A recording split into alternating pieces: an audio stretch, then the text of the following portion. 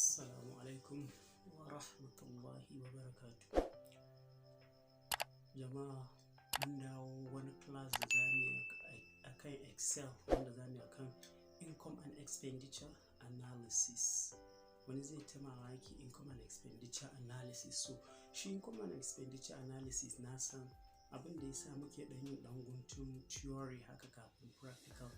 Akwai abin da ya kamata mu yi bayani akai yanda idan aka shiga, in Allah yadda za a ga abin ya tafi daidai. So income and expenditure analysis business ne wanda mutane suna yi. Wani zaka same shi yana business amma kuma bai san yane riba take shigowa. Kullum yana samun riba ne ko yana faduwa ne. Shekaran da zai calculate wataƙila ma faduwa yake amma bai sani ba. So with the use of Microsoft Excel, zamu yi amfani da Microsoft Excel mu ga ya ake calculating income and expenditure analysis. Income abin da yake shigowa shagon mu gaba daya, cinikin nawa muka yi a shekara. Za mu iya raba shekarar da yanda muka ga dama. Let's say a ce a wata hudu da muka raba shi, ba wai wata hudu nake nufi ba, shekara mu raba shi gida hudu, sai mu yi calculation da shi yanda za mu fahimci me muke nufi. Yanda idan kana da gun business naka ko shago ka yi amfani da wannan, Allah yadda za ka gane cewa you are gaining or you are losing. Kana samu ne ko kana rasawa ne. So expenditure daidai yake da menene expenses. Dole idan kana business yau a waje, dole da gun wannan business din za ka siya kaya, haka ne za ka biya kudin wutar nefa na shagonka da kake bi ko kake yi ko wani business naka. Dole a cikin wannan business din ne za ka yi. So yana da kyau business din da za ka yi duk ma cefane za ka yi a gidanka ko wani abu, a ce a cikin shagon kake, sannan at the end of the year, ƙarshen shekara, a ce ga irin income da kake samu. So idan kai kana samun wannan income din, ka san wannan business is okay, sai ka ci gaba. Amma idan ka zo at the end of the year sai ka samu ƙarshen shekara ba samu kake ba, rasa kake, to ka san dole ka canja business ko ka canja takun business naka. So in Allah da bara mu ɓata lokaci wani bayani wani sosai ba, saboda income and expenditure zamu yi magana, zamu yi ne kawai practical yanda kowa zai ga yanda ake yin. Allah da dai kana bi na channel dina mai suna Alfahari Arewa TV, ba abin da zai gagare ka wanda computer. Mun yi azuzuwa da dama. Kana bin channel ɗin za ka ga azuzuwa da dama da muka yi akan computer in Hausa. Kana da computer ka buɗe ta mu tafi tare, in Allah da za ka sha mamaki. Ma da practical. Assalamu alaikum wa rahmatullahi wa barakatuhu. Yan uwa, mun dawo sabon wani class akan Excel da muke ciki. Yau za mu yi magana akan income and expenditure analysis. Income and expenditure analysis za mu using table nama a ciki. Dama shi gaba ɗaya wannan in form of tables ne Microsoft Excel. So yanzu za mu yi amfani da Microsoft Excel mu yi calculation under income and expenditure analysis. Okay, kafin mu je mun saba duk lokacin da muka zo muka samu computer mu haka za mu yi refreshing. That's right click. When you right click, then you click on refresh. Idan ka yi right click a empty space gun da ba komai, sai ka yi refresh. Mun san yadda ake buɗe Microsoft Excel, do dai za mu ƙara bi step by step. Click on start button da abin da zai fito. In ka ga dama ga Microsoft Excel a nan wajen, sai ka clicking kawai a kan shi, direct zai iya buɗe. Amma an ba ma so ne mu ce all program, muna bin shi step by steps. Microsoft Office da Microsoft Excel, sai mu clicking. So gashi mun buɗe nan. Idan yi haka sai mu maximize din shi ya koma babba. Nan tsakiyar gashi maximize, sai mu danna, ya buɗe. Wannan shine interface na Microsoft Excel. Wancan karan mun yi magana akan yanda ake summing nambobi da wasu abu da muka yi kwanaki. So yau za mu yi magana akan income and expenditure analysis. Income and expenditure analysis, ina da wani table a nan, bari mu using nashi saboda kar mu tsaya bata lokaci. Ga wannan das wanda za mu yi amfani da shi kenan. Amma kafin mu yi amfani da shi, bari dan sako da abin ƙasa kaɗan.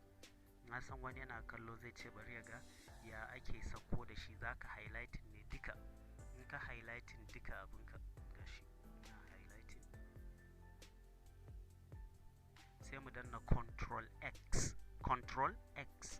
In ka danna control X ga abin da zai ma, sai ka yi danna so ɗaya. In ka danna so ɗaya, wannan nan wajen an yi match cell ne a nan, shi sa kuka ga yayi haka. So sai mu ce idan mun kawo shi so ɗaya sai mu ce control V, that's pasting, control V.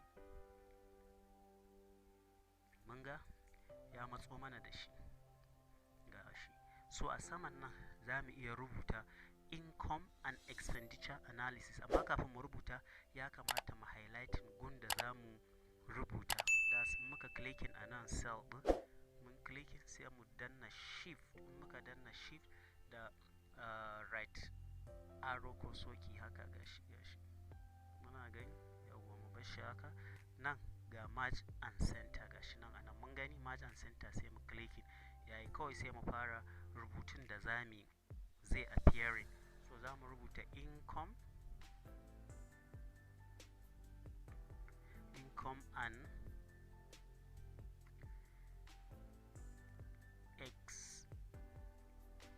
expenditure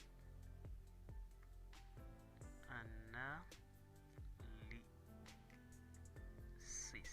Income and expenditure analysis, let's say, okay, income and expenditure analysis. Sorry.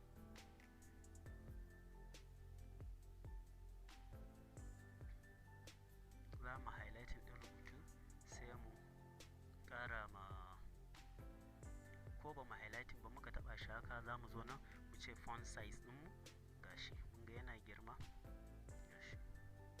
Let's see, put color, ga color mun gan shi, font color, sai mu zo ɗan curve na gefe haka mu danna.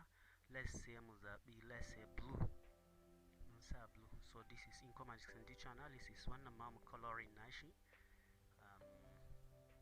na highlighting nasu kenan, na coloring, na highlighting, zan sa mai, let's say green.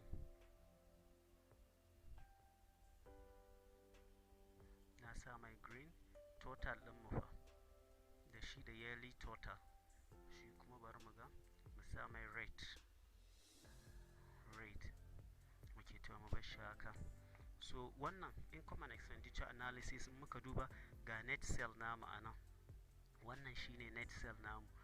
Let's say income and expenditure analysis a irin gun da ka kama, let's say Lamin Video Ventures. So irin gun da na kama ina renting a wajen.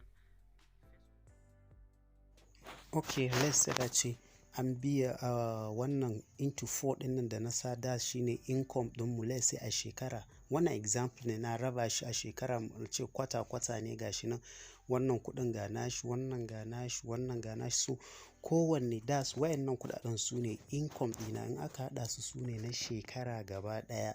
Das income ɗina kenan na saman nan gaba ɗaya, Q1, Q2, Q3, Q4, wayannan su ne income ɗina. Sai wannan expenditure bari ɗan gyara shi saboda nan yana tsakiya, zan margin cell ɗin, za mu ga yadda dama na gaya mana yadda za mu margin, ka highlighting, then za ka je match and center, kana clicking, gashi ya zama haka. So za mu sa mai color, let's say dark brown, mun sa mai dark brown, mun ga yadda yi, that's expenditure. Wannan expenditure ɗin shine kamar a ce expenses ɗin mu, abin da muka kashe gaba ɗaya. So ga na farko, wannan su ne kuɗaɗen, su kuma dole da in kana business a ciki za ka ci abinci, a ciki za ka yi kaza. Wancan na farko, kwata ɗin nan na farko, a ƙasan shi muka lura duk ga abubuwan a wannan kwata ɗin, yanda na kakkashe abubuwa, maganan salary ne, renting ne, su waye, duk gashi nan kowanne da kuɗin shi up to har na shekara ɗaya. So idan muka duba gaba ɗaya, gashi nan salary, rent, costume, cosmetics, cassette, NEPA bill. So wayannan su ne abin, duka example ne da na kawo, das a ce su ne irin harka na yau da gobe da nake yi, na kakkashe kowanne ga kuɗin shi na sassaka, ana gani. Irin wannan lokaci lai sai a ce watan nan na kashe kaza, na biya kaza, wannan watan na kashe kaza, na biya kaza. So wayannan su ne za su zama menene, su ne za su zama expenses ɗina, abin da na kakkashe a ciki. Ina business, dole zan dinga taɓa kuɗi in siya wannan, kowanne ga kuɗin shi ina sa mai, saboda at the end idan na gama zan duba in ga business ɗin da nake yi duk ga waɗannan kuɗaɗen, business ɗin da nake akwai samu ko kuma faɗuwa ne. Amfanin wannan kenan. So idan muka duba na shekarar income ɗin nan da ya shigo gaba ɗaya, idan muna so za mu haɗa shi saboda mu samu total ɗinmu gaba ɗaya, mun riga mun ga na nuna mana yadda ake summing, za mu highlighting duka da gun da ansan zai fita. Okay, bari mu highlighting gashi nan gashi, sai mu je ina auto sum. Muna zuwa auto sum mun ga ansan ya fita gashi na, ya nuna mana wannan shine ansan total ɗin da nake, income ɗina kenan da yake shigowa a shekara kar a manta, wannan shine income ɗina, abin da yake shigowa a shekara. So yanzu na samu income ɗina, abin da yake shigowa a shekara gashi nan muna gani. So yanzu dole zan zo kuma ƙasa in duba, let's say in ce to yanda na samu wancan shi ma haka wannan zan zo in samo su expenses ɗina, expenditure ɗina. Dole idan zan yi sai na highlighting har da wajen da zai fita kamar yanda na yi na saman nan gashi nan muna gani.